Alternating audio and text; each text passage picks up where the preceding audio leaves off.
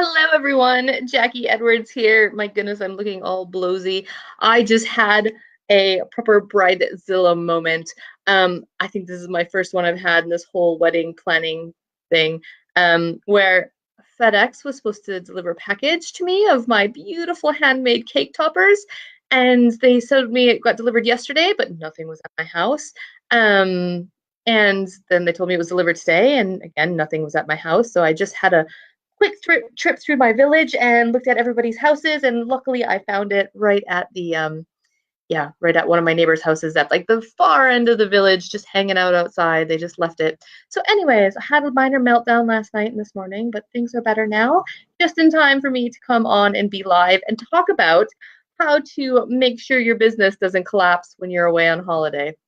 So luckily, during all of this fiasco as well, my business was just ticking along nicely, and I didn't have to worry about that, so that I could put my focus on finding my package. But one of the biggest things that helps my business and make sure that everything runs along smoothly without me having to be, here locally, constantly involved, and that's allowing me to go away for the next 6 weeks, is having the right systems and processes in place. Now, what that means, and it can be kind of a hard concept for people to think. So when I say systems, it doesn't just mean your CRM system or the place where you write down all your tenant names and stuff. That's only just a part of it. It's how do you train your team?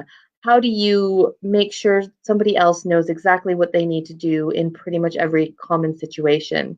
And those are your processes. So in the beginning, when you're just starting, you're the one that's creating all of these processes, and you're the one that's doing everything, and you've got your way of doing things. Now, what separates kind of the people that are basically creating a job for themselves from the people that are creating a real business is how you treat those processes. Now, there's no one best way to do everything. There's no one best system that works. But the important thing is that you create some kind of employment manual or some kind of process manual or some way of sharing how you do things with other people. So for instance, your portfolio grows and now it's time to hire a property manager. The mistake most people make is they just hire somebody without having a system or a structure in place for that person to jump into. So you say, I'll just hire somebody and they'll figure out how to do it. Especially if you're like, oh, I can hire somebody with a little bit of property management experience, and that means they'll just know how to do it. So I can just leave them to it.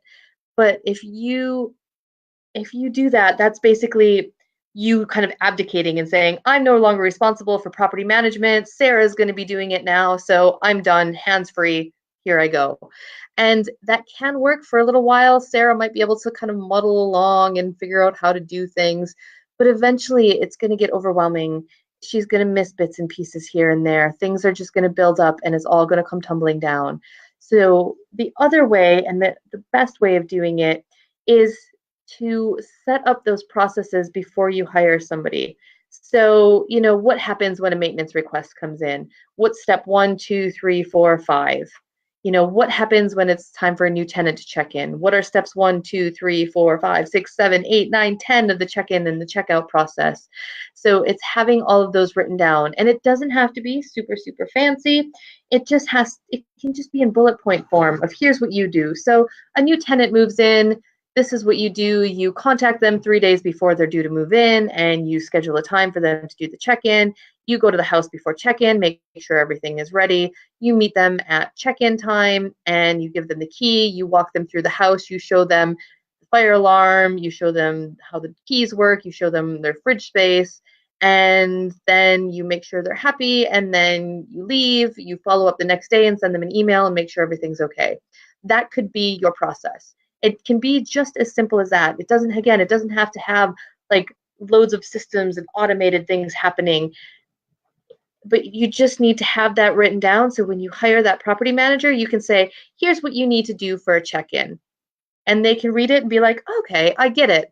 So it's not like somebody's checking in and they're like, oh God, I don't know what to do. Well, I'll just make some stuff up and then it all goes wrong. Or they do it in just a way that you don't want them to do it. Now, this is your chance. This is your business. You want it structured the way you want it to be. You want that customer service to be the customer service that you want it to have.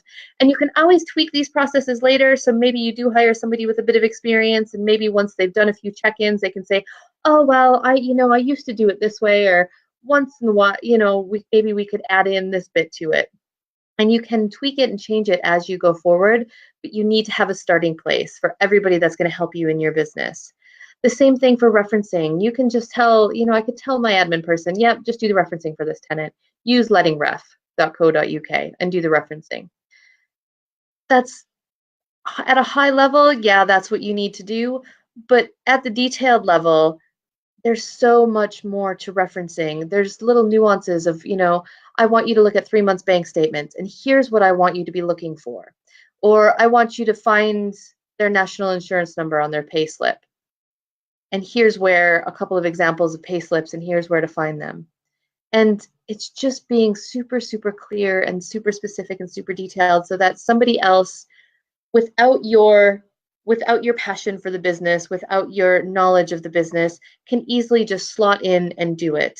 And the more you're able to explain things and provide a process flow or some documentation of here's the steps, a checklist, the easier it is to find somebody that can do this for you, and the less skilled they have to be.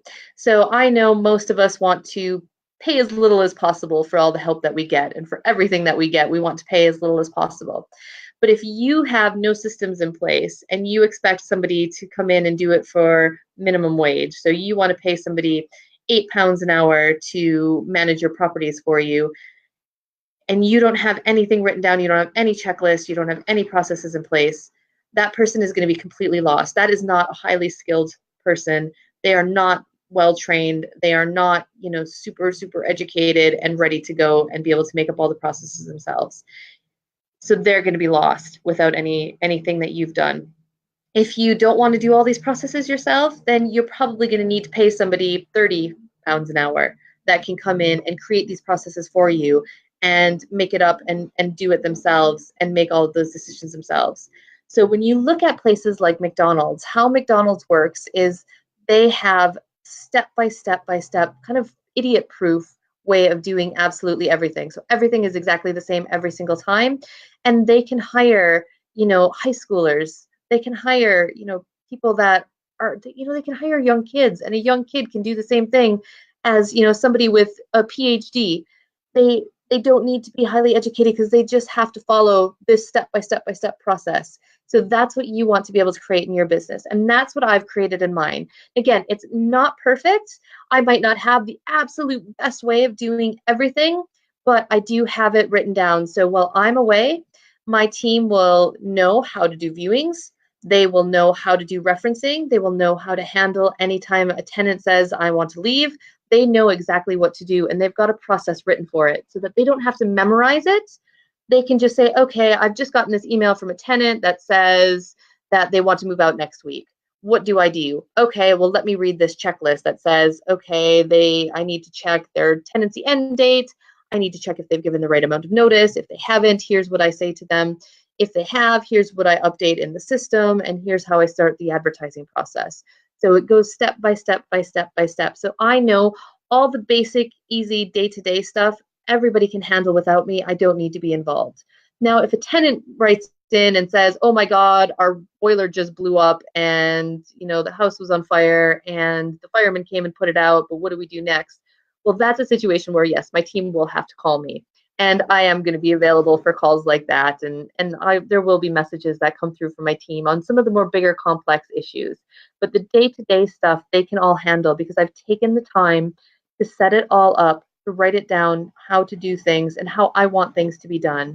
And, I've got standard scripts for them to use when they're in certain situations. I've got my key suppliers. So, if there's a boiler failure, they've got the phone number of my preferred plumber, and they've got the phone number of my backup plumber, and they've got the phone number of my handyman. That's all in our system. And I've got kind of documentation on on how maintenance works. So if it's urgent, these are the types of things that are urgent and they need to be done within 24 hours. Here's the types of things that are important but not urgent and they need to be done within 3 days. And you know, for each supplier I say, here's kind of the key things that they're really good at fixing. So it just walks through stuff step by step like that to make it really easy so that they don't have to think about things. They don't have to make big, crazy decisions without me. Everything's written down for them exactly how it needs to be. Now, that does take time to build up. It doesn't happen overnight, and it all starts from you doing it from day one. So, no matter where you're at right now, you've got a way of doing things.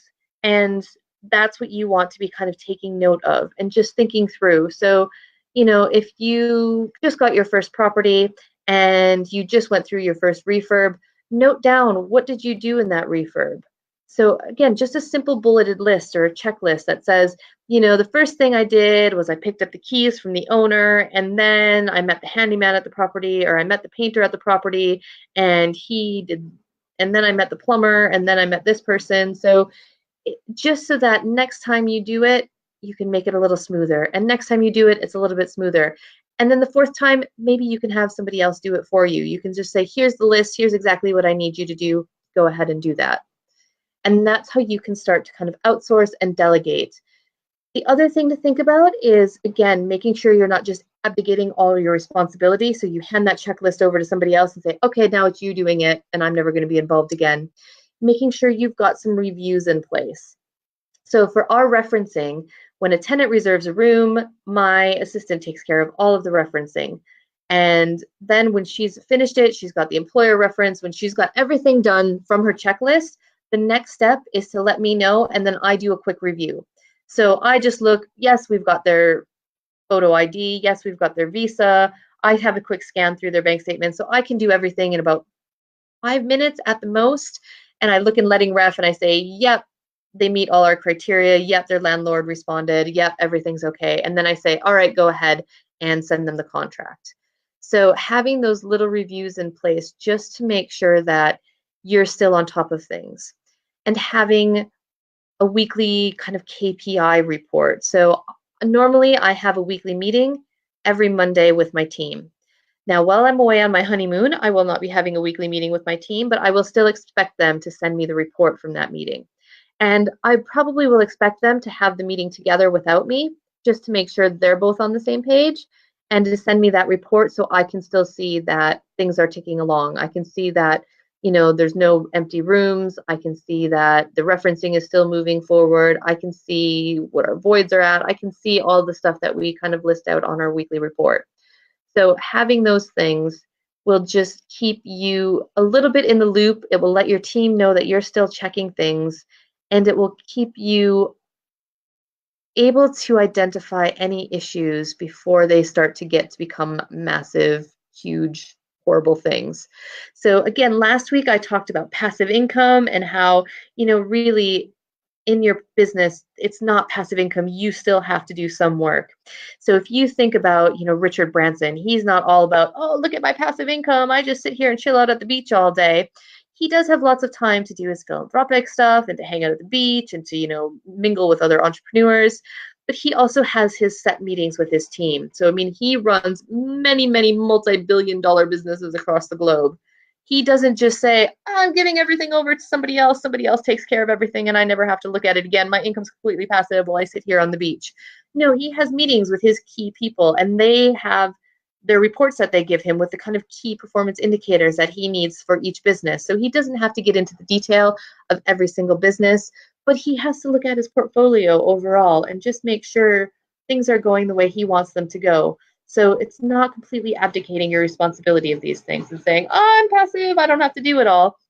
It's making sure you've got the systems in place so your team can do what they need to do, and they've got the ability to make the decisions that they need to make, and that you've got a way of just checking in and looking at that report on some kind of a regular basis so that you know what's happening and you can stay plugged into things so that when stuff happens, when things come up, you know, I can have a look and watch our void report. And if I see, you know, the voids have gone up, usually it's too late by then. And I'm like, oh my gosh, there's 3,000 pounds of voids. We're going bankrupt. I want to catch it before then. So that's a great page in my report, but I also look at, who's given notice, what rooms are we advertising, what date are those rooms available compared to what date it is now, how many messages are we getting in spare room every week, how many viewings does that turn into. So I can track those types of things. If I see, oh, the messages are going down, but we've still got the same amount of rooms available, maybe we need to tweak our advertising. So I can just look at those things at a really high level and tell my team, okay, you need to boost those ads because we're not getting as many viewings as we were before. So those are the things I want you to think about so that you can set up your business properly, so that you're not tied to it, and so that you can have that financial freedom. And that's what I've got, so that now I know when I leave on Friday, yes, I will still check in with my team. Yes, they'll have questions for me throughout the 6 weeks I'm away, but I won't need to be on my computer every day. I won't need to be worrying about, oh my goodness, are they doing the viewings? Oh my God, did they do that check-in right? Oh my gosh, have they done the referencing right? Because I've set up all the processes for them. I've trained them how to do that. They know where to go to get the information. So if they forget, oh, what do I do at this stage of referencing? They just look at the checklist. They don't have to message me and ask. So keep those things in mind as you're setting up your business on how you want them to run and how you're doing things. And just write that simple bulleted list so that you've got it for next time. So thank you so much for joining me. I am going to go and just relax for a minute. I'm going to look at my package that I just dug out from the other side of the village, and I'm going to finish packing my bag because I leave on Friday. So this is my last live video, or my last scheduled live video. I might pop in from time to time while I'm away and just see how you guys are doing and let you know if there's been any crazy developments in my business or if it does all fall apart while I'm gone, because I guess anything can happen. But I'm pretty confident it's not going to. It never has in the past when I've been away for a month at a time. So I'm happy that I will be all right this time. So thank you for joining me. I hope you have a wonderful few months, and I will see you again soon.